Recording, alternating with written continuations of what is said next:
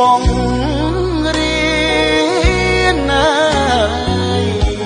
បងប្អូនទីរៀនពីអក្សរនិទានសាច់រឿងអត្ថន័យល្អអប់រំវប្បធម៌បងប្អូ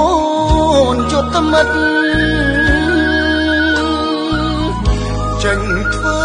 សង្គ្រាមកាយឈាមបៀមក្រណាយលទ្ធផលមិនគប់ដកតបរត់ពិតជាលើ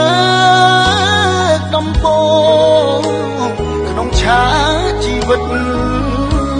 បាត់បង់យុទ្ធមិត្តស្លាប់របួងធ្ងន់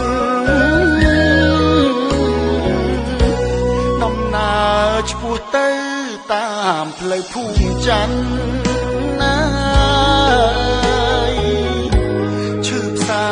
ខ្លាំងណាស់ចិត្តរងទីរុន